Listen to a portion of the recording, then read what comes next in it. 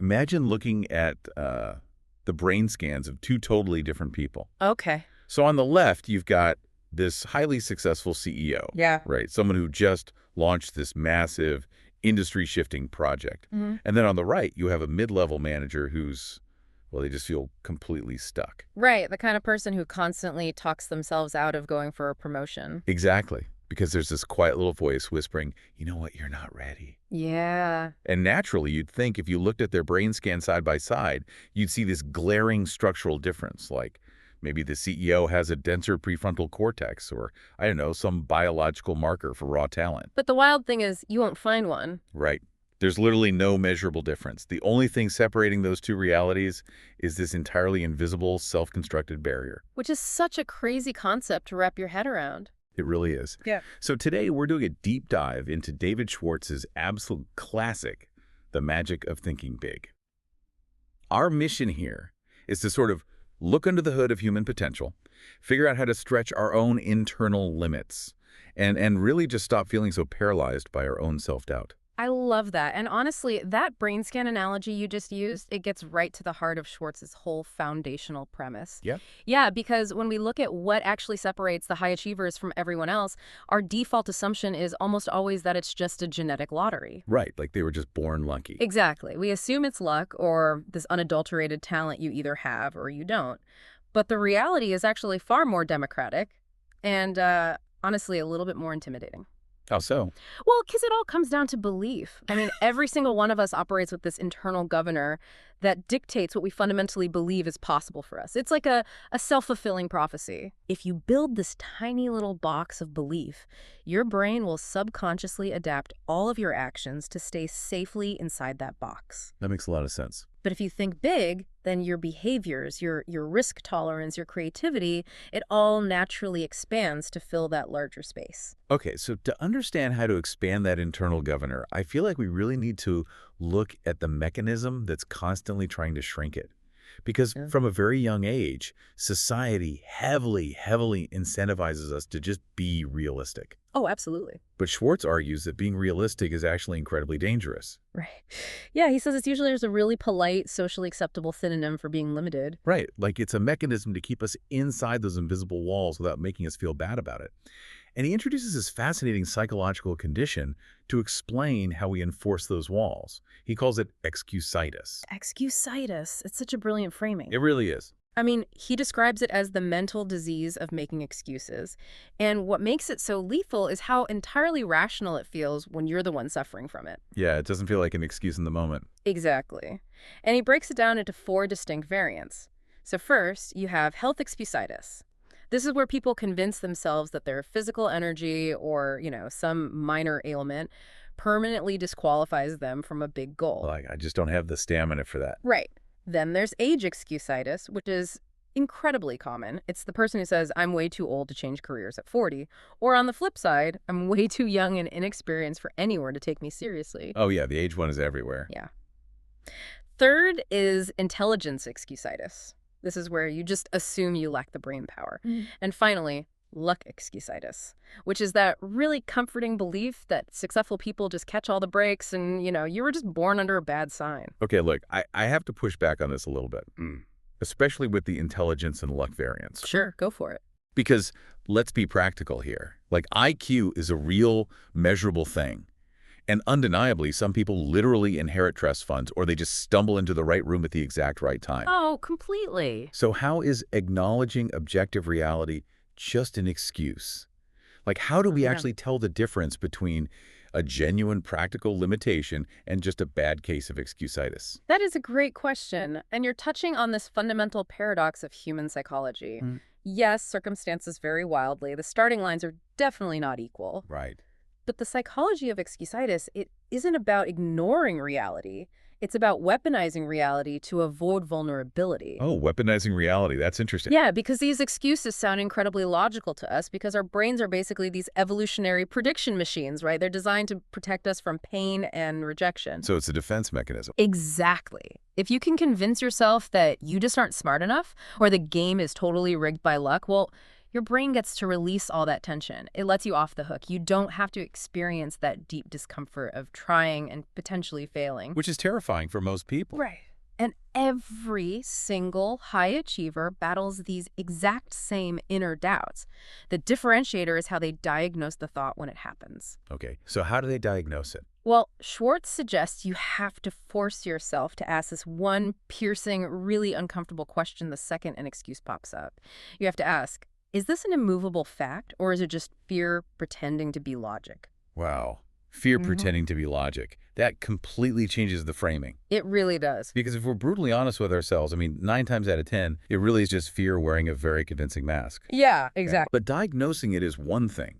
Logic rarely actually cures fear, right? You can't just think your way out of a deeply ingrained survival mechanism. So if excusitis is the symptom and fear is the root cause, how do we bypass the brain's defense system? Well, this is where we have to step entirely outside the realm of thought.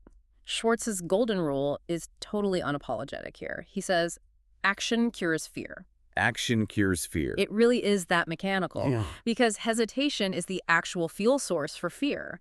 The longer you sit there in contemplation, analyzing all the variables, waiting for this magical feeling of certainty, the stronger that fear circuit becomes. Yes, and this highlights what I think is like the most pervasive, damaging misconception about confidence in our modern culture. Oh, for sure. People treat confidence like it's a prerequisite. They sit around in the waiting room of life thinking, once I finally feel confident, then I'll launch the business or then I'll speak up in the boardroom. But the reality is completely inverted.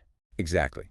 You have to act first in a state of complete uncertainty, and the confidence is forged in the aftermath. It makes me think about a driver's license. Oh, I like where this is going. People treat confidence like they need to have the physical license neatly printed in their wallet before they're even allowed to sit behind the steering wheel. Right. But the actual act of getting behind the wheel, stepping on the gas, and navigating the road, that is the very thing that prints the license. You don't get it first. You forge it by doing the uncomfortable thing. That analogy perfectly illustrates the mechanism. And if we look at the neurobiology of what happens when you get behind the wheel, like you said, you are literally physically rewiring your brain. Because neuroplasticity. Exactly. Your amygdala naturally defaults to the worst-case scenario. It's constantly screaming, what if I fail? What if we crash? But when you take deliberate physical action, you start making deposits into what Schwartz calls your confidence bank. The confidence bank. I love that. Yeah. Every time you speak up in that meeting or you spend just like 30 minutes researching that daunting project, you are creating a micro-win. Experience replaces theoretical uncertainty with hard, undeniable evidence. So you're basically proving to your nervous system that you won't die. Yes. You're training your nervous system that taking a risk does not result in death. You override the default fear circuit and gradually replace that paralyzing "what if I fail" with a highly calibrated expectation of success. Okay, but taking action actually creates an entirely new problem because now you're in the car, you're driving, you've got momentum. Right. But frantic action without any direction, that just leads to burnout. You can drive in circles all day and never actually get anywhere. That is so true. So how does Schwartz suggest we channel this new momentum so we aren't just exhausting ourselves for absolutely no reason? This is where we have to merge that momentum with a highly calibrated compass, and that begins with attitude. Attitude, okay. We often treat our attitude as this passive reaction to our circumstances, like saying, oh, I hit traffic today, so I have a bad attitude. But Schwartz argues that your attitude is actually an active expectation engine. An expectation engine. Yeah, it precedes the event. It operates as a literal magnet. So if your internal engine is tuned to look for threats and grievances, it will filter out opportunities completely purely because of confirmation bias. Right. A negative attitude acts like a magnifying glass for your problems. It just drains your creative bandwidth. Exactly. It really comes down to how that expectation engine frames reality. Think about it. Two different people can look at the exact same physical roadblock. Yeah. The person with the negative expectation engine sees a dead end, throws their hands up, and just turns around. But the person with the magnetic attitude looked at the exact same barricade and sees a detour. It's not the obstacle that's different. It's the cognitive filter applied to it. Spot on. And to actively tune that filter, Schwartz recommends a very specific daily habit. What is it? The moment you wake up, you ask yourself one focusing question. What is good about today? Really? Just what is good about today? That sounds almost painfully simplistic. It does sound simple, but from a psychological standpoint, it's huge.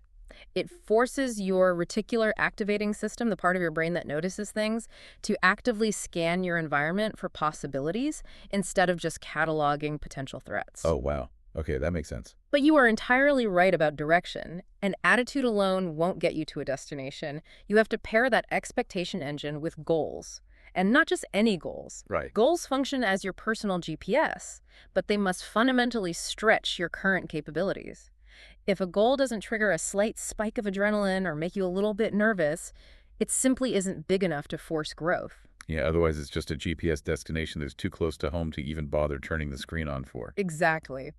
And speaking of the GPS, there's this exercise Schwartz details called the 10 Ways exercise that I find super fascinating. Oh yeah, that's a great one. So you basically write down a massive, intimidating goal, Hmm. and then you force yourself to write down 10 completely different ways to achieve it without judging or editing the ideas as they flow onto the paper. Right, no filtering allowed. Yeah, and having a huge goal without doing this exercise is it's like having a GPS that stubbornly refuses to recalculate when there's a traffic jam. That's a great way to put it. When you stop obsessing over it can't be done and force yourself to ask how can it be done, you give your brain permission to actually find the alternate routes. And the mechanism behind that 10 ways exercise is deeply rooted in how we overcome cognitive friction. How so? Well, by forcing yourself to come up with 10 distinct paths, you quickly exhaust your brain's safe, obvious answers by like number 3 or 4. Yeah, the easy ones go fast. Exactly. So by the time you're stretching for numbers 8, 9, and 10, your brain is literally forced to abandon its protective logic. It enters this state of lateral thinking. Schwartz calls this thinking up instead of thinking down. Thinking up. Yeah, and this isn't blind toxic optimism where you just ignore reality. It's a highly strategic shift. You move from fixating on the immovable boulder in your path to actively problem solving from a wider, elevated vantage point. You stop waiting for a perfect set of conditions and you start engineering alternate realities. Precisely. Okay, so we're curing the fear with action, we're tuning our expectation engine, and we're forcing lateral thinking to map our routes. Yeah. But we aren't doing any of this in a vacuum, right? A massive piece of this puzzle is how we interact with the rest of the world. Oh, 100%. Success is never a solo endeavor. So how do big thinkers navigate the friction of other people? They navigate it through a radically different understanding of leadership. I mean, we typically conflate leadership with a corporate title, right? Or some position of formal authority. Yeah, like being the boss. Right. But Schwartz defines leadership purely as influence. You are leading your family, your peers, your community, and most importantly, you are leading yourself. And there's a huge dichotomy between how big thinkers and small thinkers wield that influence. Oh, it's night and day. Small thinkers build walls. Because they operate from this place of deep insecurity and scarcity, their primary tools are criticism, gossip, and tearing others down just to artificially elevate their own status. But big thinkers build bridges. Exactly. Big thinkers build bridges. And the primary material for those bridges is encouragement. Schwartz elevates encouragement from just being a nice personality trait to an actual leadership superpower. A superpower, yes. It requires absolutely zero financial capital, yet it has the power to fundamentally alter the trajectory of the people around you. Like, let me ask you, the listener, a question. Yeah, think about this for a second. Think about the absolute best mentor or coach you've ever had in your life. The person who really changed the trajectory of your career. Did they just hand you a tactical to-do list and redline your mistakes? Probably not. No. They fundamentally altered your own internal governor. They made you believe that you were capable of carrying far more weight than you ever realized. And if we deconstruct the psychology of a mentor like that, they are operating from a profound abundance mindset. Right. They inherently understand that helping someone else succeed does not subtract from their own finite slice of the pie. It actually expands the entire bakery. I love that. Yeah. Expanding the bakery. Yeah. Giving credit freely, expressing genuine appreciation, and speaking highly of people when they aren't even in the room, that creates a compounding ecosystem of trust. Real leaders lead from a compelling vision. Not from fear. Right. They inspire confidence not because they have every single variable perfectly controlled, but because they have this unshakable belief that the answers can be found collectively. Small thinkers lead entirely from a posture of fear and rigid control. Which brings us to the most critical transition of this entire deep dive. Okay, let's hear it. Everything we've discussed, The mindset, the action, the lateral thinking, the abundance mentality, it's all incredibly inspiring in theory.